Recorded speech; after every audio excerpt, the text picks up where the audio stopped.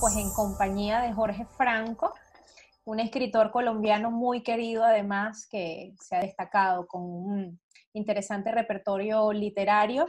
Jorge va a estar siendo parte de la agenda de la Feria Internacional del Libro en este 2020.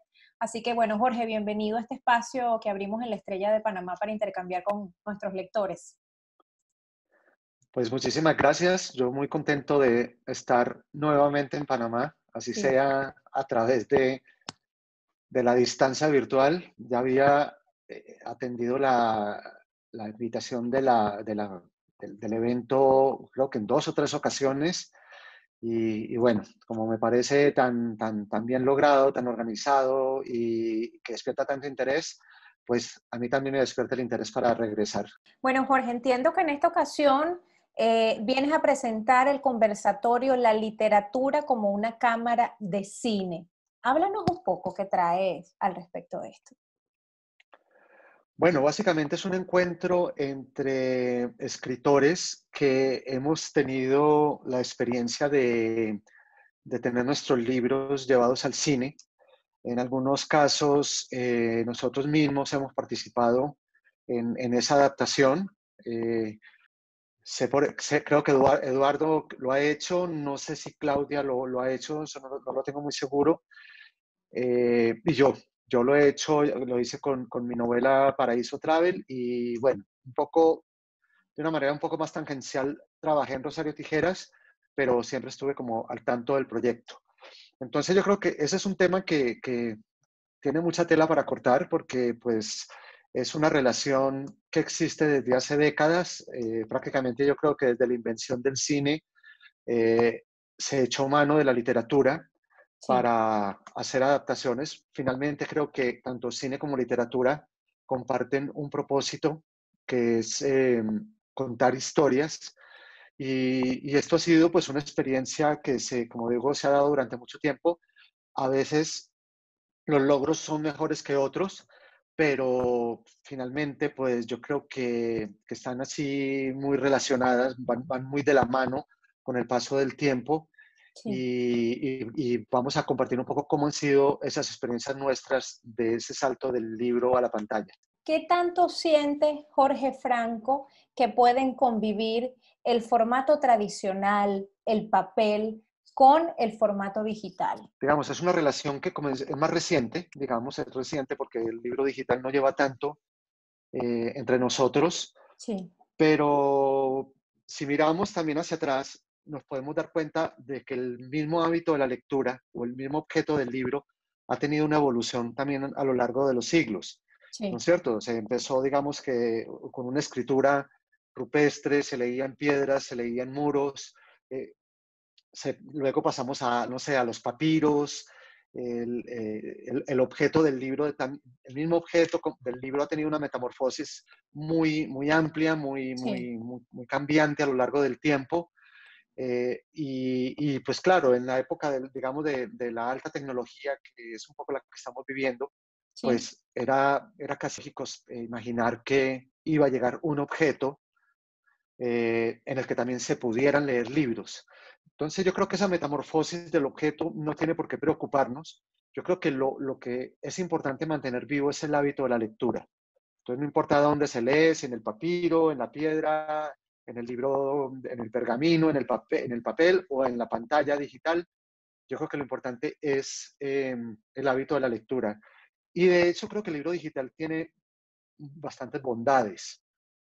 Digamos, la consecución de títulos es es mucho más amplia que la del libro físico que puedes encontrar en las librerías no sé, de tu ciudad.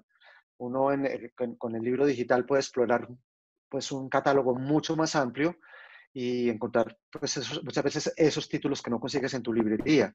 Sí. Eh, la posibilidad, digamos, de conexión de ciertas palabras, de ciertos términos con el diccionario inmediato que tienes en la tableta o con el navegador para investigar un poco más de qué está hablando el autor, creo que son bondades. La posibilidad también de hacer notas sobre el texto que se está leyendo y la facilidad de encontrarlas luego, eso también es una ventaja. Obviamente, pues el libro como objeto tiene un encanto particular que no lo tiene la tableta, ¿no? Este es el libro, yo siempre he considerado que es un objeto absolutamente hermoso, bello, Sí, que tiene su olor particular, el hecho del tacto, el contacto con la hoja, así es. es algo irreemplazable. Incluso Pero, tener en casa un rincón especial destinado a almacenar, ¿no? Los libros. Yo creo que es parte de esa experiencia de la que tú hablas y además de disfrutarlos con un buen café, un buen té. no, así es, digamos, el libro como objeto es en sí un adorno, no sé, los ponemos en las mesas, en los anaqueles, en el salón, hasta en la cocina se ven bonitos los libros. Es un Sí, objeto realmente bello eh, y no sé, tiene como esa cosa de un sentido de propiedad que no se logra tampoco con el libro digital. Es sí, decir, yo puedo mostrarte mi libro y puedo pasar por la biblioteca o alguien puede echarle una mirada general a los títulos que yo tengo. Cuando tienes un libro en una tableta, realmente no sabes si es tuyo, no sabes si lo tienes, no sabes ni por cuánto tiempo lo vas a tener. No sé, sí. sabes que estás ahí mientras lo lees, pero no sabes si de pronto en una actualización de un programa o de una aplicación el libro vaya a desaparecer. Así es. Jorge, creo que eres un escritor bastante metódico y planificado, diría, por lo que estuve leyendo, investigando, ¿no? ¿Cuáles son tus herramientas literarias y tus comodines al momento de dejarte fluir, de dejar salir esa creatividad y de escribir? En realidad yo no soy, digamos, como de muchos ritos alrededor de la escritura que algunos escritores tienen, ¿no es cierto? Como ciertos horarios en especial, o hay gente que le gusta encender, no sé, una vela, o no puede escribir sin un café a su lado, o incluso, no sé, un licor, alguna cosa. Un Yo en ese vino. sentido, sí, un vino, un ron, no sé, yo en ese sentido, yo soy como más libre en ese sentido. Lo único que sí necesito es silencio, ¿no? Como tener un ambiente donde nada me distraigo con muchísima facilidad. Digamos que yo a veces envidio de esos colegas que tuvieron una formación periodística, que pueden escribir en un restaurante, en una cafetería, con ruido alrededor, pues porque están seguramente acostumbrados a lo que fueron las salas, lo que han sido las salas de redacción. Pero yo no tuve esa formación, entonces yo me distraigo muy fácil con teléfono, con un ruido de pasos, cualquier sonido, digamos, más allá de lo realmente normal me molesta mucho. Entonces procuro como mantener un silencio.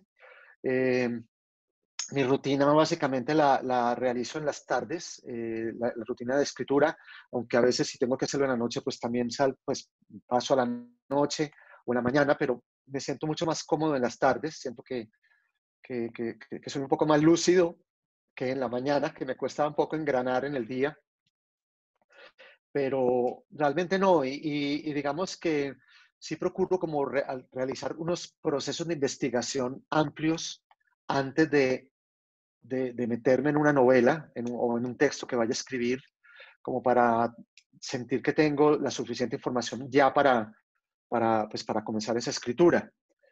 Pero creo que no es nada más. Y procurar escribir a diario, eso sí. Digamos que yo creo mucho en ese ritmo diario de escritura, que lo practico de lunes a viernes básicamente, pero creo mucho en él, porque creo que eso es como me va brindando como una especie de calentamiento me va metiendo en un ritmo que va obteniendo de pronto resultados que yo espero. ¿Cómo evalúas como escritor, como autor y creativo esa transición del contenido, de lo literario a plazas como el teatro? ¿Cómo evalúas tú esa comunicación? Bueno, primero, lo que está muy claro es que son lenguajes muy diferentes. Cada género tiene sus propias herramientas para contarse.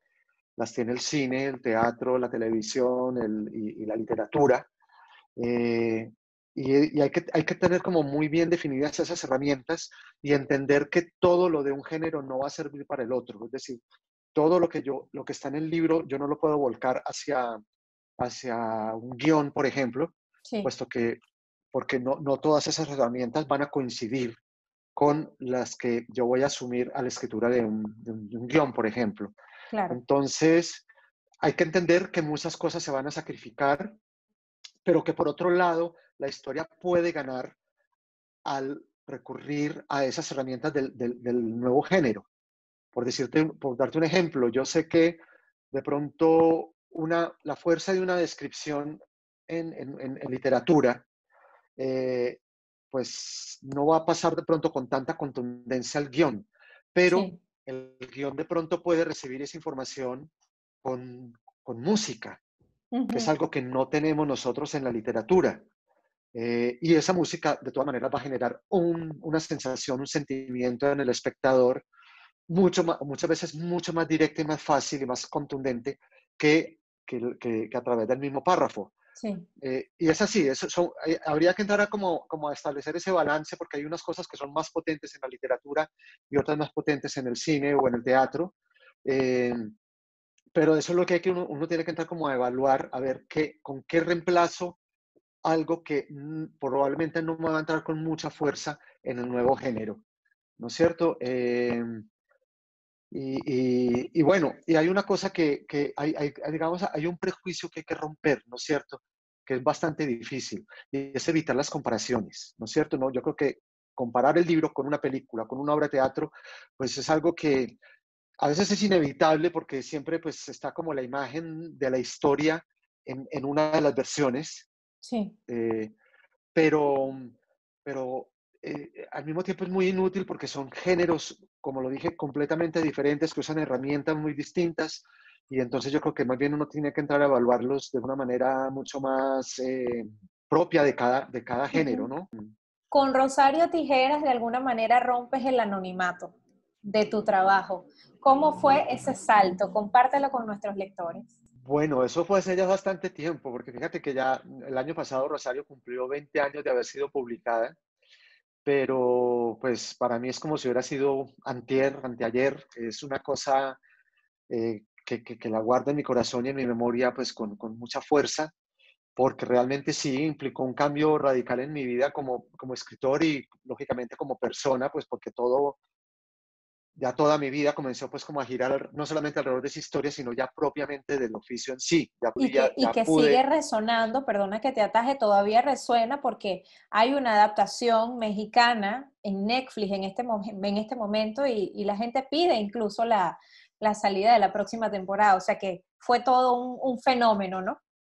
Sí, sí, no, es que me asombra, digamos, que 4 años, 20 años después hayan hecho para la versión mexicana 3 temporadas y cada rato recibo mensajes por las redes sociales pidiéndome la cuarta temporada. Yo la verdad no tengo ninguna responsabilidad en esa serie, digamos que Claro. no escribí los guiones ni sé si van a ser la cuarta temporada, pues, pero lo que sí me alegra muchísimo es que el personaje siga vivo entre la gente y que ya haya otra generación distinta a la que leyó el libro, que lo está leyendo también y que está encontrándose también pues reflejada en esas historias que han sido en esa historia que ha sido adaptada a la televisión. Yo escribí esa historia, digamos que sin mucha ambición, sin mucha esperanza. Yo creía que era más bien una historia que me iba a permitir a mí como saldar una deuda con un Medellín difícil de los años 80 y 90. Yo ya no vivía en la ciudad, ya vivía en Bogotá. Entonces estaba haciendo como, sí, como saldando una cuenta con la ciudad y era una historia que yo sabía que yo quería contar en algún momento, pero nunca me imaginé que se iba a leer incluso más allá de Medellín. No pensé que era una historia que iba a interesarle a más personas y, y resulta que a los pocos tiempos de ser publicada, pues a las pocas semanas comenzó ya a ser requerida en otros países latinoamericanos, en España, y muy pronto también comenzó a ser traducida a otros idiomas, y sigue habiendo traducciones, y sigue habiendo ediciones, y ahí sigue. Jorge, ¿en alguna ocasión fuiste invitado por nuestro querido y recordado Gabo, por Gabriel García Márquez, a dictar con él uno de sus talleres? ¿Cuál sientes que quizás desde tu perspectiva eh, debería ser uno de los principios de Gabo que logre perpetuarse en los nuevos literatos? en la región latinoamericana que es tan rica en literatura? Pues mira, hay dos cosas que yo recuerdo de él que yo creo que vienen a ser como una buena enseñanza, sobre todo para quienes quieren dedicarse a la escritura y también para quienes quieren incurrir en la lectura, también como, pues porque eso es otra forma de entrar a la literatura. Sí. Yo recuerdo que Gabo no menospreciaba los textos que la gente leía, es decir, podía ser una novela del corazón, una novela rosa, o de lo que muchas veces pues, la gente califica, mal califica como un bestseller o no sé, pues como novelas que realmente no son calificadas por bien calificadas por la crítica, pero él no menospreciaba eso, porque él decía que lo que esos libros logran es despertar el interés por la lectura y que mm, cuando el lector va sintiendo ese interés, él mismo va sintiendo la necesidad de ir buscando algo mucho más exigente y un poco más elaborado. Entonces, eh, él defendía las novelas de Corín Tellado, las novelas rosas, cualquier tipo de texto que se pudiera leer, él decía que era bienvenido, que era una puerta para ganar lectores, y yo creo que eso es importante. Y lo otro que lo decía era también ya desde el punto de vista de la escritura, y yo creo que tiene un poco que ver con lo que mencionábamos antes de los diferentes géneros en los que como se puede contar una historia, y él decía que una historia no, lo importante de una historia es que tenga sus giros, que tenga personajes sólidos, que tenga argumentos, que despierte curiosidad, que digamos si esa historia va para un libro o si esa historia va para la televisión o para el cine, eso es lo de menos, ¿no es cierto? Sí. Entonces yo recuerdo que cuando él me invitó a dictar con él un taller en San Antonio de los Baños, en Cuba, pues lo que trabajábamos básicamente era como la línea argumental, las historias que llevaban estos muchachos, a ver qué posibilidades tenían esas historias, ya digamos, dentro de una lógica narrativa, como decir, Mm. tienen qué tal son los personajes, qué tal son los quiebres, los giros en la historia. Y él decía, si la quieren escribir en un libro, si la quieren hacer en televisión, en teatro, eso ya lo de menos. Lo importante es que tengamos una historia de principio a fin que pueda ser interesante para todos. Ahora, pero fíjate, a propósito de esto que me comentas, ¿qué tanto sientes que debería haber de denuncia quizás sociopolítica o qué tanto sientes que debería aprovecharse el espacio del libro, que es un espacio masivo, para hacer estos llamados o hacer estas, digamos, denuncias sociopolíticas, aunque desaparezcan más rápido, ¿no? Como bien me lo comentas. No, claro, yo creo que esos libros, digamos, que son ajenos a la literatura, a lo literario, son importantes para que salgan y que cuenten cosas y que cuenten, no sé, escándalos o casos o momentos especiales de la historia de un país. Yo creo que eso es necesario, hay que hacerlo. Yo lo que no, digamos, no comulgo mucho es cuando la literatura está escrita con una intención de denuncia. Eso sí me parece que ahí sí pierde mucho la literatura. Yo creo que lo que tiene que hacer el autor sí es, digamos, quiere contar una realidad, se cuenta, pero sin abandonar, digamos, como la esencia literaria y narrativa del texto. Sí. Quiero decir, con esto el autor debería estar siempre mucho más consciente de todo lo literario, del efecto secundario que pueda tener la historia. Eh, eh, eh, Me molesta como ponerme de ejemplo, pero es que tengo mala memoria y no se me viene a la cabeza otro libro. Pero digamos, cuando yo cuento Rosario Tijeras, yo cuento una historia de amor y un choque de clases sociales que existe alrededor de esa historia de amor y de la llegada del narcotráfico a la ciudad de Medellín en particular.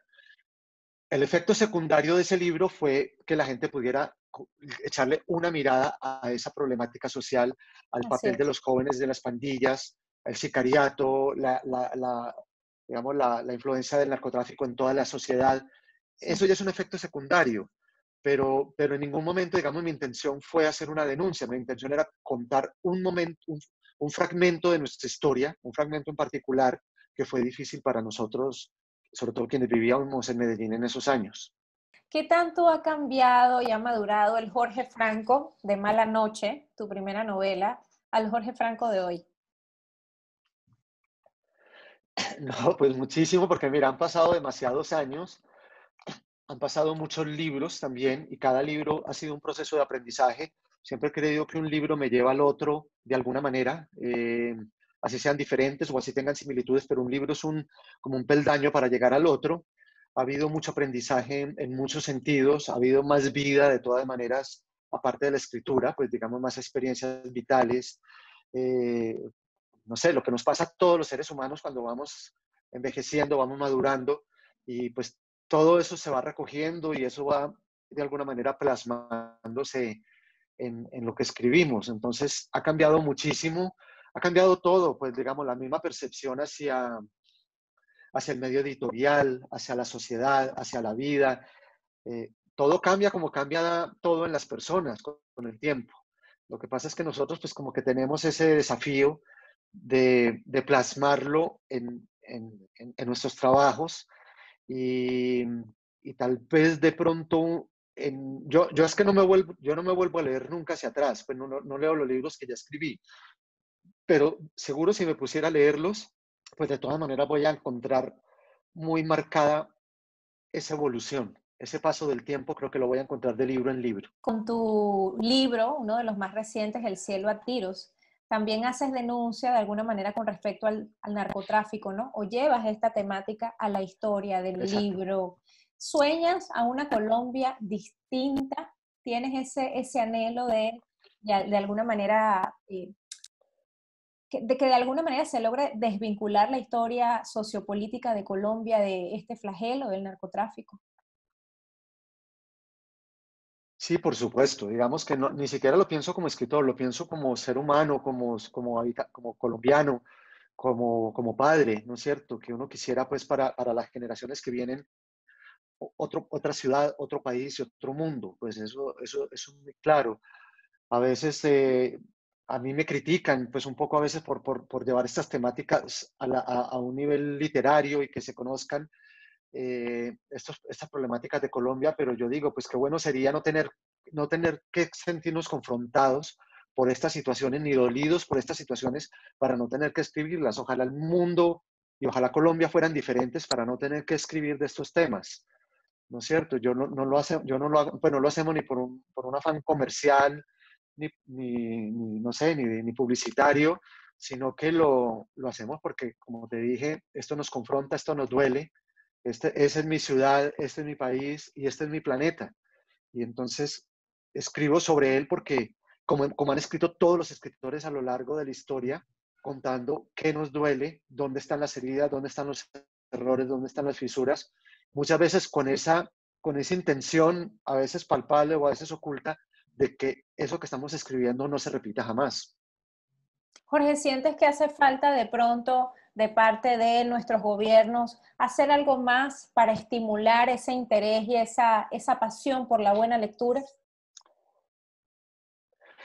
Yo creo que siempre falta, digamos, porque digamos, la lectura siempre va a ser una cuestión también de minorías, pero digamos, por ponerte algún ejemplo, si a los muchachos que les gusta el deporte se les hacen canchas de fútbol, se les hacen eventos, campeonatos y hay torneos, pues a los que no, a los que les gusta la literatura, la lectura, pues yo creo que también hay que propiciar esos escenarios. Hay que propiciar bibliotecas, hay que propiciar eventos literarios, fomento a la escritura, fomento a la lectura y, y considerando, digamos, también pues que son escenarios complejos, difíciles de lograr, ¿no es cierto? Digamos, la mayoría de los jóvenes latinoamericanos no pueden tener muchas veces accesos a los libros por el costo que tienen los libros, no pueden darse el lujo de tener una colección de libros, una biblioteca propia en su casa. Entonces yo creo que si existen los libros a la mano, que si están las bibliotecas a la mano, no podemos esperar que sean todos, pero sí algunos de ellos eh, van a acudir a ese vínculo con la lectura. Y de lo que sí se puede estar seguro es que de algunos de ellos que leen, probablemente van a salir los futuros escritores o van a salir personas, pues no sé, con una formación intelectual diferente que Sí, seguramente van a tener que brindarle mucho a nuestra sociedad. así es, definitivo.